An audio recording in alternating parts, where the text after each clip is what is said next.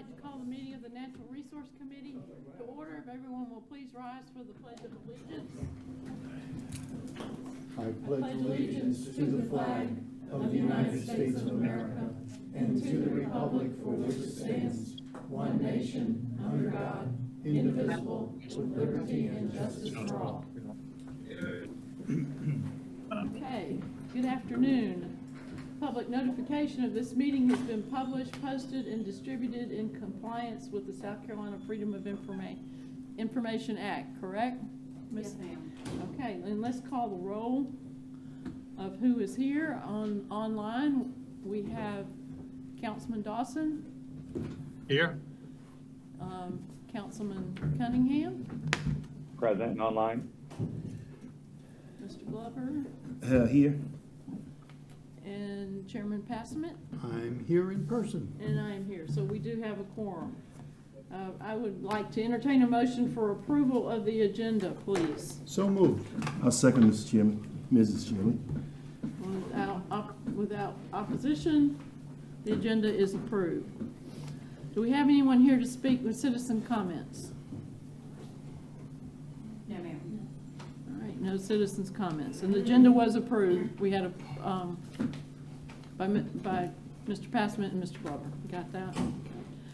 All right, moving on. Number 6 on the agenda is recommend approval of a resolution authorizing the county administrator to execute necessary documents and provide funding for the purchase of development rights on the property known as LOBECO Farms. And this will be Ms. Schaefer to speak about that from Rural and Critical Lands.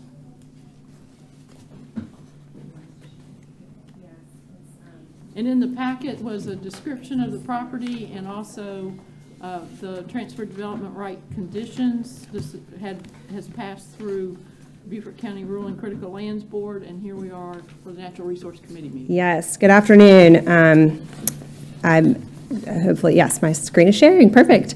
Okay, so pleased to present to you a project in its final form with a recommendation for approval by the Rural and Critical Lands Board. This property was one you saw about a year ago. It is in LOBECO, and you can go to the next slide. On Highway 21. This is the property right here in the blue outline. It is agricultural property, and when I remember back to the due diligence vote, I remember Councilmember Dawson saying that this property had been in agriculture for a very long time, many decades, and I think that speaks to the nice fit between this property and the Rural and Critical program, being able to support continued agricultural use and kind of continued agricultural view sheds along a major highway in the rural area in Beaufort County. So the property is 115 acres. The opportunity here is to purchase the development rights. The Open Land Trust would hold a conservation easement. It is in District 1. The zoning is T2 rural. And based on the appraisal, the purchase price of the easement would be $529,000. And the otherwise use would be rural residential or T2R, which would allow about 1 unit per 3 homes. There are some agricultural buildings on the property, and as previously mentioned, the property has been in agriculture for a long period of time. Prior to its current ownership, it was the Paragon Produce. It was a tomato growing property. You can see in so those are just some more specifics about the property. If you go to the next slide, the due diligence reports, we did an additional soil analysis to confirm that the soil was not, wounded by years of industrial agriculture, and it is in fact not. And if you go to the next slide, oh, sorry, that's the aerial again. There is a slide that will show you the soils of statewide importance, which further confirms its agricultural value. This is an image of the green print. We see some warm colors, especially toward the back of the property. And so the green is right along the highway frontage, which again has a lot of public value because it protects an agricultural view shed. And then the soil quality really improves in the middle of the property. The property exists as one today. The easement terms would allow it to be divided into 4 parcels, with each being no smaller than 20 acres. I mentioned this just to say some conservation easements are tailored to encourage like housing to be close to one another and clustered. Because this is in the rural area, the idea here is that if it ever were to be subdivided, we're talking about large rural lots for farming or for horses or for something of that nature. We don't want the property to be divided into small pieces because, again, the public benefit is encouraging agricultural uses in this area. Again, the Rural and Critical Board recommended approval. There was some discussion about the appraisal. We had the appraisal reviewed again, and you saw on the slides, it said price adjustment. It adjusted in our favor. It's actually lower than the original, so we caught an error there, and $529,000, and that's the project. Now, an addendum to this came from some conversation that the county and community members had been having, which expressed the desire for a community garden in the northern part of the county. So this project is a little different from just a straight up easement in that the landowner and the county have had a discussion about engaging in a right of first refusal, such that if the county is ever financially ready to take on what a community garden would entail, they'll have the right of first refusal on this property that would be signed at the time of the easement. And the easement is written, whereas the easement terms encourage community gardens. So that would be an allowed use should the county ever be an owner of some portion of this property in the future. It would be protected by a conservation easement that allowed a community garden. Financially speaking, and kind of from a readiness perspective, a community garden is a wonderful idea right now, but it's not in the tier 1 plans of the county passive parks programming. So the right of first refusal kind of extends the runway such that if the county's ever in the position to do that, this is a suitable property for that endeavor. Okay. I'd like to open it up for any questions from committee members. Any Alice, questions? can you hear me? Yes. Is Councilman Yeah. Dawson? Yes, I'd just like to confirm that the community has no desire to see this property developed into housing. It's always been agricultural, and they support keeping it agricultural. I don't foresee the county at any time in the near future or even in the extended future having a desire to get involved in a community garden, but then I can't see that far into the future. But nevertheless, I will support moving forward with the buying the developer and rights for this property. Any other questions? Would you like to make that a motion, Councilman Dawson? So move. I'll second. All right, second. Without objection, we'll move this forward to the next county council meeting. Great, thank Okay, you. Thank you. All right.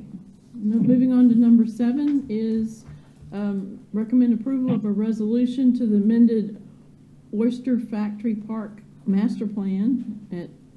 That's the 2022 Oyster Factory Park Master Plan and Site Layout Plan. This came back to us after some discussion before, and Ms. Naga is going to present this. Yes, ma'am. Thank you very much. Stephanie Nadgett, Passive Parks Manager. As you recall from last month's Natural Resource Committee meeting, the town of Bluffton has asked us to approve their updated master plan for Oyster Factory Park. And at that meeting, there were some additional questions regarding the treehouse and regarding some updated mapping to make it clear what's happening.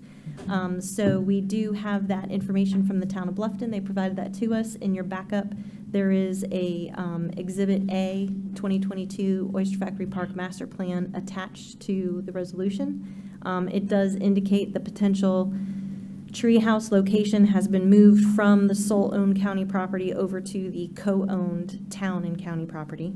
It also indicates the open space and the parking on that southern portion of the property. That's the county property. And then Exhibit B of that is the updated site layout plan to show exactly how the parking lot is laid out in regards to where the open space grassy area is going to remain. Did you want that brought up on the screen? I think Sarah's trying to do that. Oh, there it That's- is. yep. Okay. So the county property will not have a treehouse. Exactly. Mhm. There's a notation on the upper left corner, just under the larger green tree blob, that says potential treehouse location. Any committee members present have any questions? And you need from us a motion to move it forward to full Yes, ma'am. council. I will make that motion, Councilwoman Howard. Thank you, Councilman Cunningham. Do I have a second? I'll second. All right, Councilman Dawson, I heard you first, so this will, without objection, move forward to full council for approval. Thank you. All right. The next item is recommend approval of a resolution to update the policy of acquisition of storm drainage easements. And Mr. Desai is going to present this from Public Works. Yep. Good afternoon, Chairwoman Howard and rest of committee. Before you today is the update for Policy 19. That's the existing policy to bring in existing drainage easements into county maintenance efforts. What we're looking today to do is to update the policy to add some standard operating procedures to make the process more customer-friendly, particularly with the entities that apply for it. The operating procedures are outlined and have gone through legal review. There's no update to the actual policy itself, but just an outline of how to go through the process. You gave an example earlier when we were talking about this. It will help people from other places, other states, if they want to turn over, when they come in to do work and build their stormwater, Correct. and then Correct. they want to turn it over to us. That's correct. There'll Yep. be some- Yep. And even citizens that live in Beaufort County currently want to go through the process. This will outline how for them to do that. Okay, and it needs to go to full council, correct? Yes. Yes, of course, because it's a resolution. Okay, any questions from the committee? There was a lot of good background information in the package, but you consolidated that very well for all of us. Yep. Do I have a motion? I'll be glad to make that motion. All right.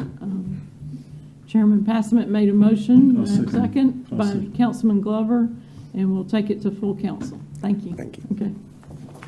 All right, next is, this is a discussion of the Arthur Horn Park Stormwater Project and a funding opportunity. You're going to do that too? That's correct. So the Arthur Horn Park, due to Hurricane Matthew, was severely damaged. Most of the trees are down in that park as it remains today. The goal of this was to apply for funding through the Natural Resource Conservation Service. Currently, we've applied for that, and we're waiting to hear back within several weeks to several months. The goal for that is to obtain the $1 million grant request, and hopefully if we are able to seek that, with that and some additional stormwater funds, is to have a water quality and quantity project for this, as well as clean up the park and maybe update the park as well. And in the packet, there was a very nice schematic of how it could be done, where it will be open to the public, plus it will help with freshwater That's correct. contamination and as- stormwater. Yep, and this is part of, has multiple jurisdictions, drainage coming from the town of Port Royal, city of Beaufort. It's a county-owned property, and it's part of the Mossy Oaks. It's kind part of the watershed. Mossy Oaks drainage area. Yes, ma'am. All right. So is anyone have any questions about it? This is in my district. I'm real familiar with it, but does anyone else have any questions? It will be somewhat similar maybe to cypress wetlands in Port Royal. Same concept. Same I guess. concept, yeah. They won't look exactly Yep, like it, that's but there will correct. be a boardwalk and Yep. other opportunities for Yep, passive enhancements. type Yep. of observations. That's of correct. Critter, different animals, probably to include birds and alligators and turtles. Anyone have any questions? You don't need anything from us, just to present it, It's and then we'll just wait. background only. Okay, thank you. All right. Really glad to see this going through as a project. It will help. Number 10 is recommend approval of appointments to the Cultural Protection Overlay District. And there is an attached list of names and a letter from Councilman Glover and Councilman Somerville. You see that? It was in the packet. And are you going to brief that, Mr. Merchant? Yes. Okay. This is on St. Helena. Yes, in your packet, you have the agenda item summary and then also a memo that lists the purpose of the committee and then a list of recommended names.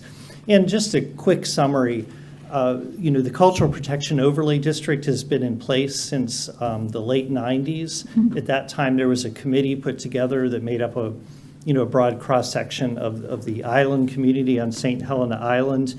And when we adopted our Community Development Code in 2014, we incorporated that overlay district into the new code. The comprehensive plan that we adopted a year ago calls for putting together a steering committee to reevaluate the Cultural Protection Overlay District. And as worded, it was to see if additional standards are necessary to meet the intent of the overlay district and also look at the possibility of some additional design standard requirements. But it also called for, in the makeup of this committee, to have a good diverse representation from the island. And our staff has worked with Councilman Glover and Somerville to put together a list. And I believe that this is a diverse list of people who represent different areas geographically, different communities on the island. So I guess, Councilman Glover, do you have anything to add? No, first I just want to thank the staff for working with and coming up with this list of people, and want to thank you, Madam Chairman, for allowing this to happen. I think that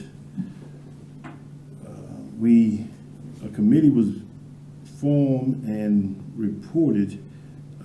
The Corner Preservation Committee just before the pandemic era came in, and they really did a great job, and a lot of their recommendations included in the comprehensive plan at this time.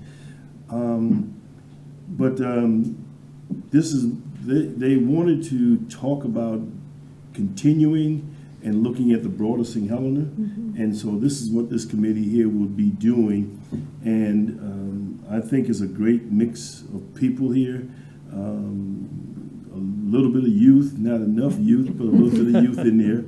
And I think it will sort of capture what the citizens of St. Helena would want at this time. You need a motion to move this We need a forward? motion and the names read too, I think would, You want the names read?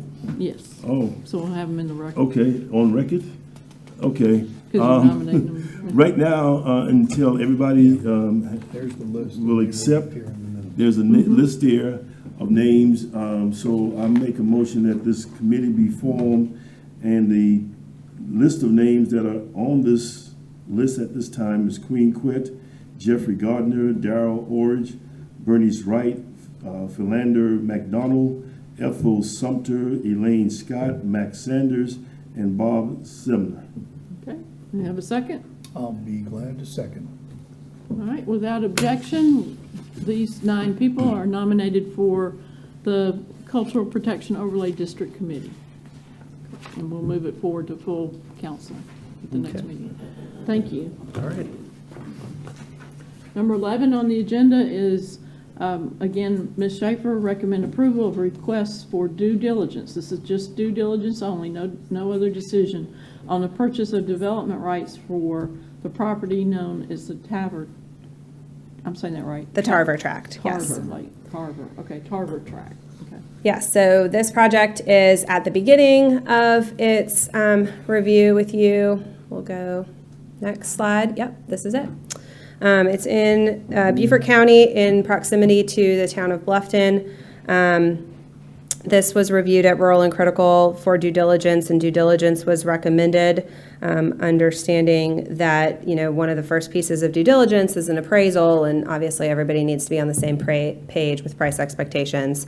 But this is 100 acres, proximate to the town of Bluffton, but in Beaufort County in the May River watershed. It is zoned May River Community Preservation, and it is it is of relatively higher elevation draining into the May River. So there were expressed environmental benefits from seeing less density and land protection occur on this property. The family is open to considering easement terms, but this is just a due diligence vote. So I don't have any easement terms for you today, but I do have information on the property. If you go to the next slide, in terms of its conservation value. This is an aerial of where the property lies. Remaining green space in the town of Bluffton is sometimes hard to come by.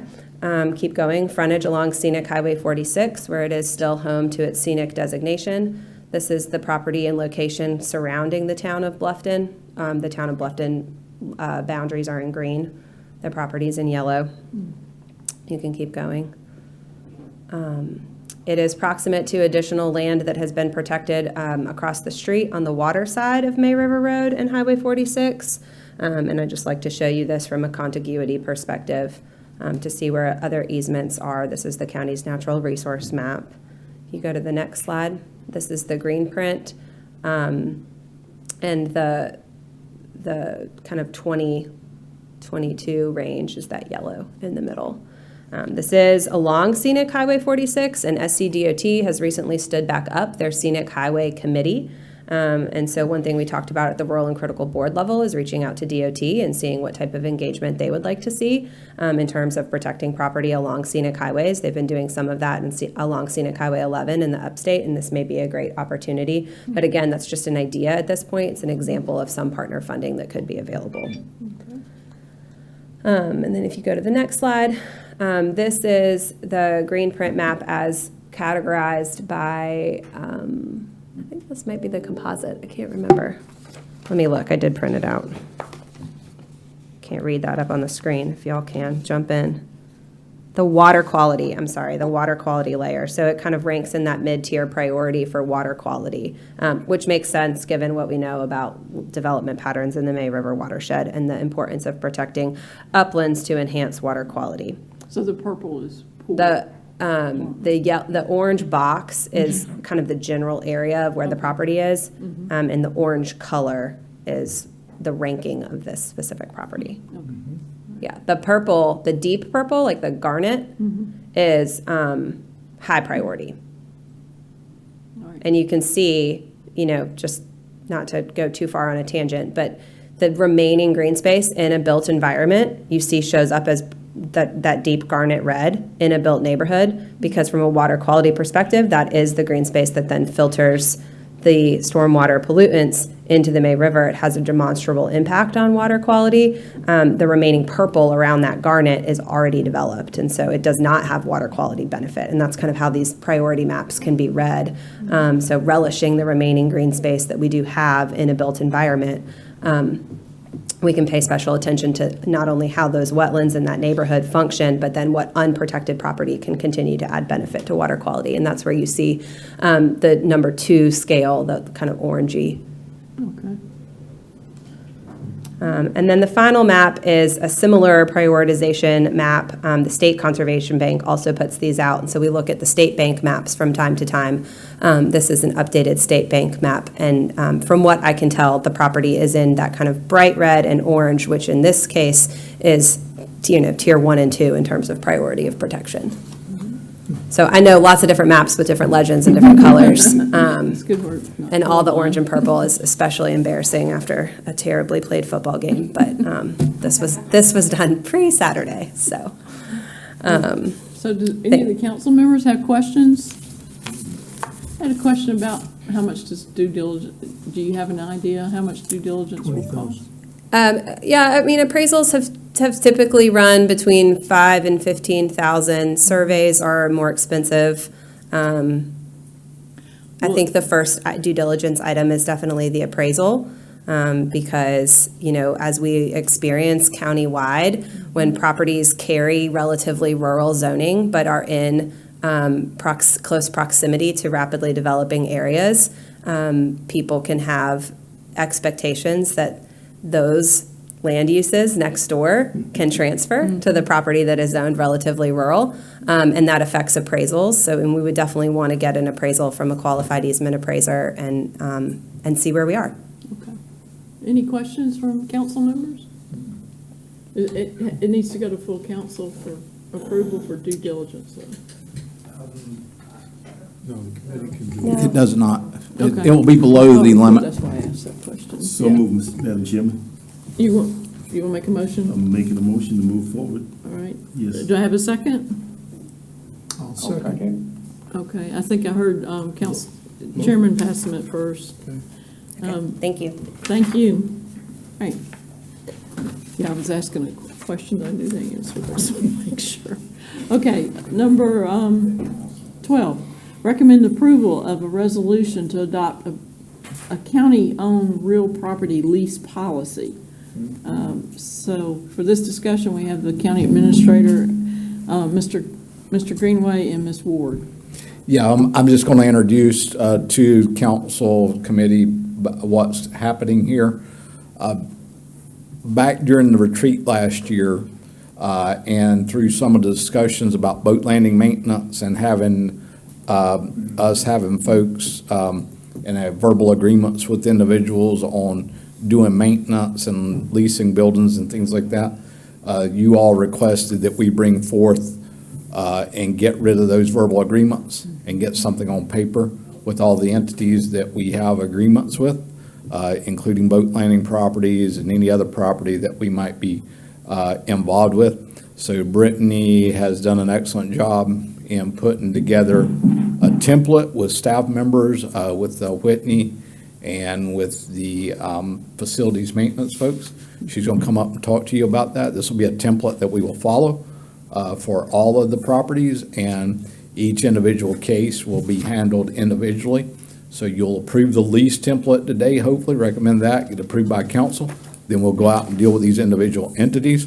And then those leases and the details of those individual leases will then come back before council and committee for authorization for me to enter into those lease agreements. So you'll see it twice. So, okay. Each lease will be unique unto itself. That's And correct. And we'll see them. So this is just the beginning. This is just for you all to make sure that we're on the right track with the framework for establishing the leases. Ms. Ward, would you rather that you present everything, then we can ask you questions at the end? I can go through the lease policy. There's only a few things I want to be sure that council's aware of, and then if you have had the opportunity to review it, then I'm happy to answer any questions. We'll do that at the end. Okay. So the policy itself, as Mr. Greenway stated, this is going to be an overarching policy, meaning we're going to apply it to all properties the county is going to lease out. The purpose of this is to have consistency and application fairly for all parties. Are you sharing this, or? Oh, I can share my screen here. And Mr. Somerville has joined us. Yeah. Councilman Somerville.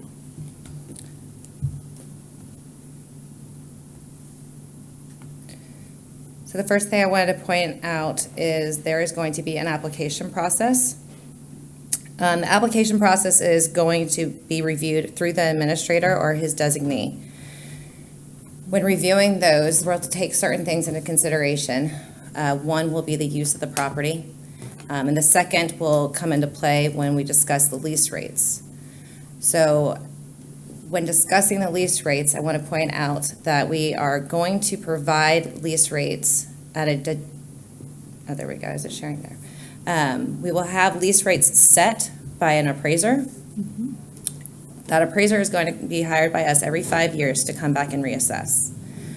During that 5-year period, we've set up that there will be a CPI increase, so it'll be at 3%. So when it's first established, then every year after that, it'll go up 3%. On the 5th year, it'll get reappraised by the appraiser. We have an estimated cost of between $2,000 and $5,000, depending on how many properties we have. We're also going to get the appraisal done north and south of the Broad. So there'll be 3 different types of properties appraised by the appraiser.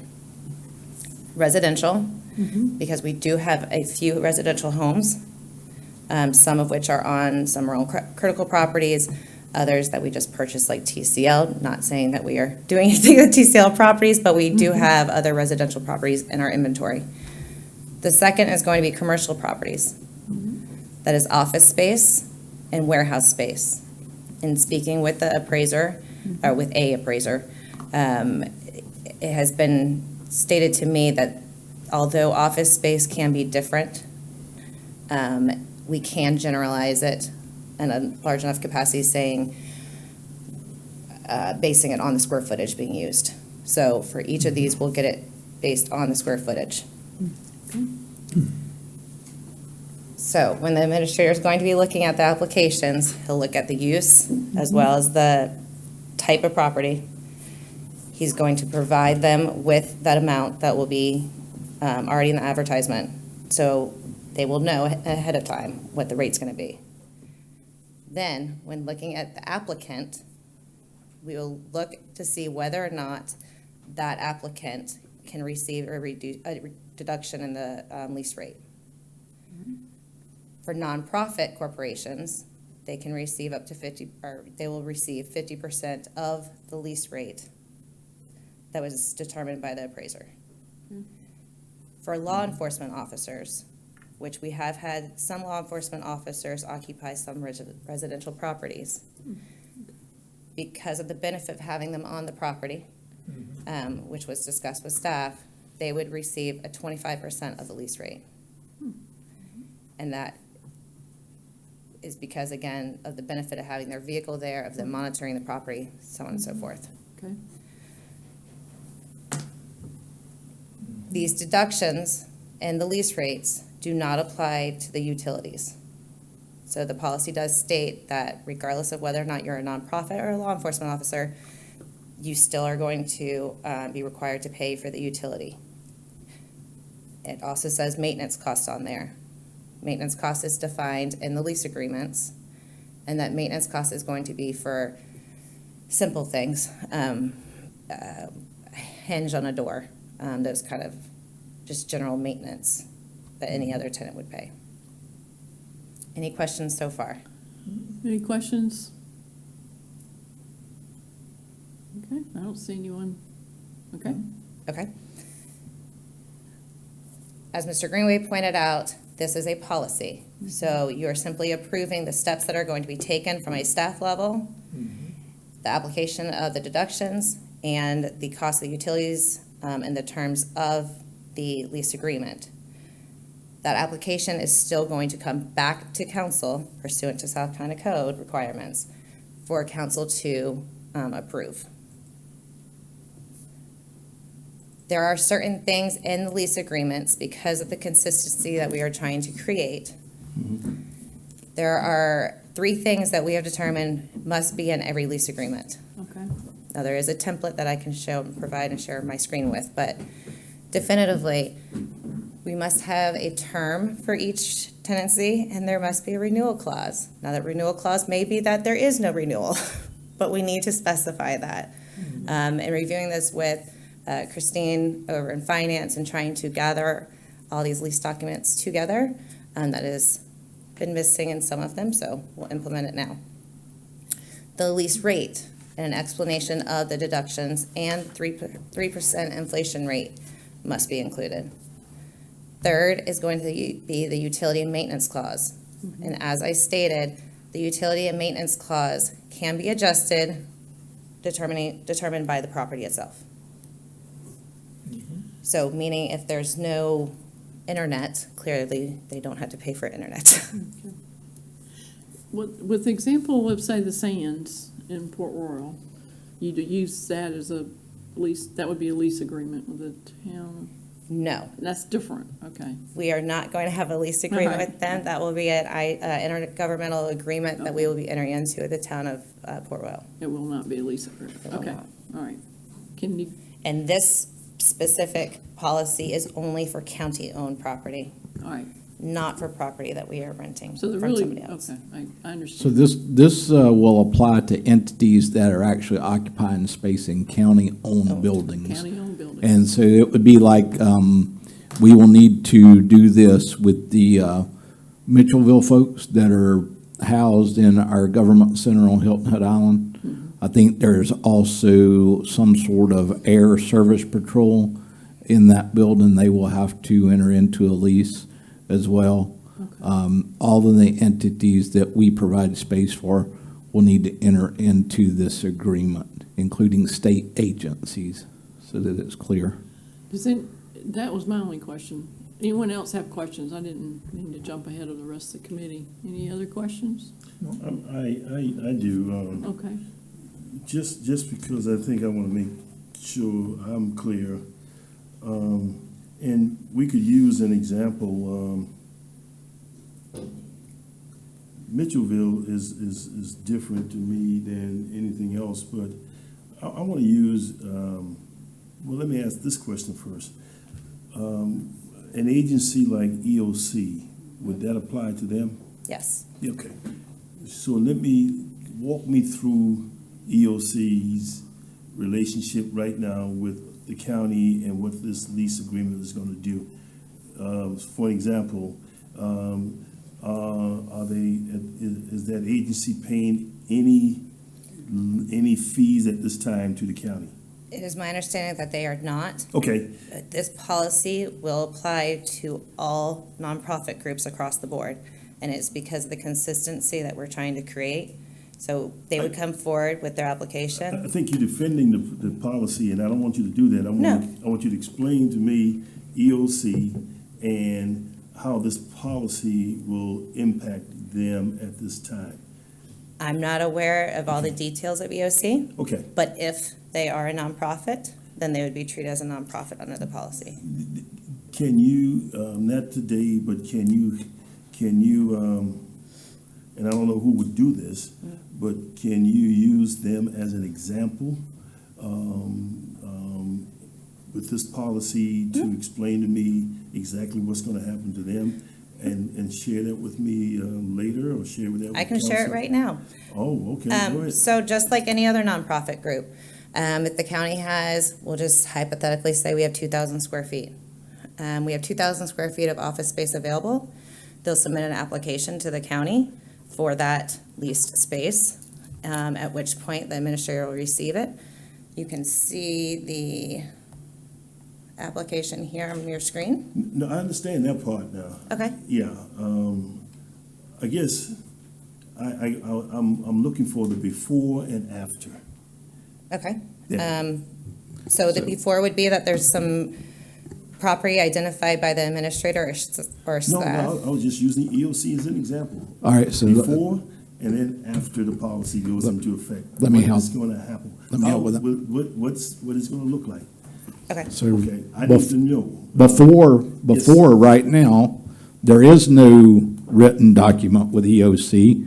And They are in a county building with no lease, no written terms, no details on their obligations underneath the terms of that lease. Once this policy is done, we will go meet with them. We will work out a draft lease that we can get written terms on. We will bring that written lease draft before council and committee. You all will review that. You will decide which of those terms that we're recommending to you all that you want to include or not include in the lease. And then once the council approves that, then we will execute that lease with the EOC. So EOC, nothing may change with them other than having some details on paper for the first time since they've been in our building. And so they do not at this time pay any utilities?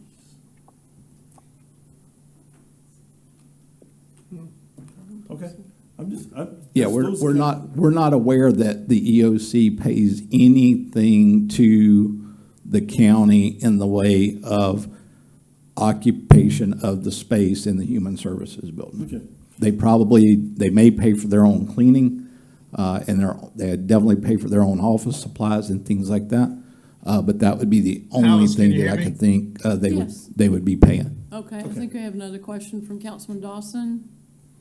Can you hear me, Alice? We can, yes. I'm having an audio problem over here. I missed the last 2 or 3 minutes of the discussion, so I don't know what all was said. I couldn't make out through the audio what was being said, and so if you would, We can Jan? have, can, are you hearing me? we can hear you. Can, Mr. Greenway, can you repeat? Can you summarize what you Yes, just said? real quickly, we were asked how the Alice, proposed even policy you would being, affect. It sounds like garbled over here. Yeah, this is Paul. All the audio for the last few minutes have been completely garbled. Okay. Oh, I thought I was the only No, one. no, it's Can not you hear me, Bill. Mr. Somerville? Can you hear me clearly? Paul, can you hear us clearly? What'd you say, Joe? Can you hear us We can hear you clearly? guys muffled, but we can't hear exactly what's being said. All right. We can't hear you all. Okay. We'll work on that. Yeah. All right, we're working on it. You're fine, yeah. The presentation was fine. It was just when the question started to come from Mr. Glover, then I think it was Eric speaking. That's what we couldn't hear. Everything before that, I could hear perfectly fine from Brittany.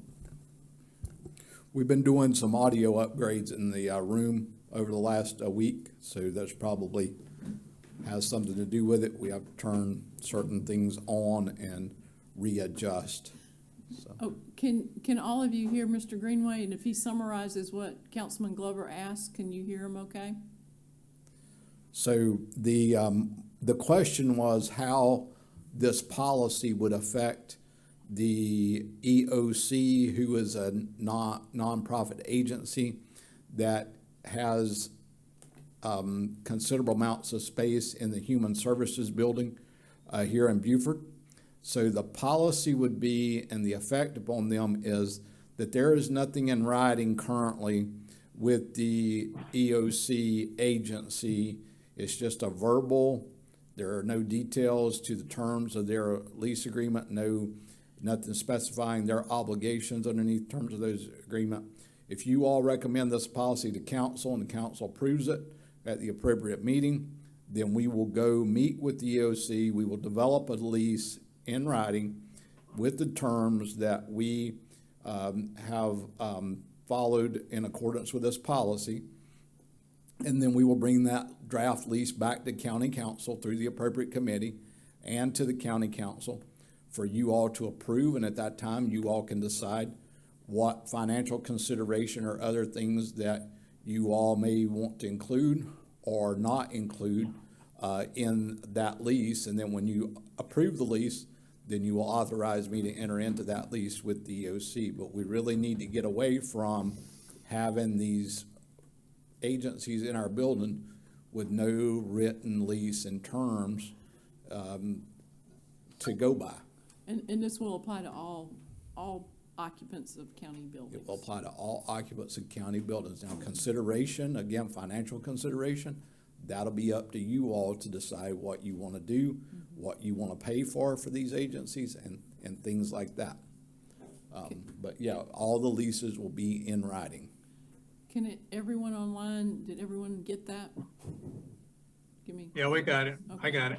Okay, questions. We have questions? Yeah. Can we, can staff provide council a list of all the properties that we currently lease? Yes, that can be provided. All right. Brittany, did I understand you to say that according to the lease that's being drafted, the lease will increase yearly according to the CIP? Did I hear that correctly? We have it set in the policy for a 3% increase.